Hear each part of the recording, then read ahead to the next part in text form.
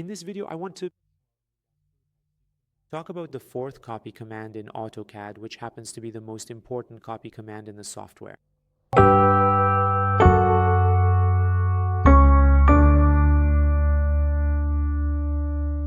As I explained to you in the previous two videos, we have four copy commands. This is the last copy command, and in fact the most important one, the offset command. With the help of the offset command, you can easily draw walls in your architectural plans. So it's a very essential command, especially for those who use AutoCAD for building design.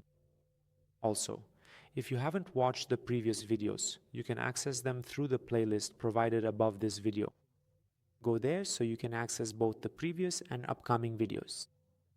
Alright, let's see what the offset command actually is. Suppose I've drawn an arc here, like this, and here I've also drawn a circle, and here I've drawn 4 lines.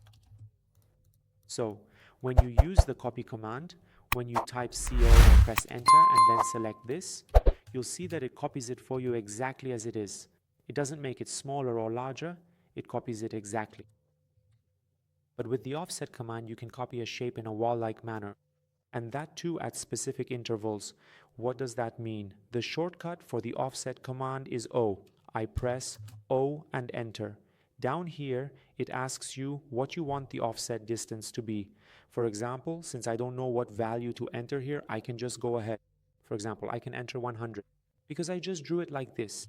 Now, after entering 100, it asks me to select the object you want to offset. For example, I select this circle, and in the final step, it asks me to click on the side where I want the offset to happen. In other words, do you want this duplication to happen inside this object or outside of it? Just click somewhere inside or outside. So for example, I click outside of it. See, just like that, it duplicated it 100 units further out. You can do this as many times as you want. See, it keeps asking you repeatedly. Select, click on the desired side, select, click on the desired side. You can even select this. You can even go to these, select this one. So very easily you can perform the duplication operation just by selecting. This can also become something like a wall. For example, here you have drawn a series of lines as single lines, and now you want to turn them into a wall. You enter the desired distance here, and now all you have to do is click on this and then click on the desired side. Just like that, it turns into a wall. In architecture, maybe 60% or 70% of the architectural plan is just walls. You can easily draw all of them with offset. The offset command doesn't have any points outside of this. Just if I want to mention a final point, if you want to change the value while offsetting, there is no subcommand for that. You definitely have to exit the command, re-enter the command, and this time enter the new value. For example, this time I enter 200 and perform the offset operation again. Be sure to practice this command because it is very useful. In future videos where we will also have exercises, there will definitely be videos for that as well. There in detail.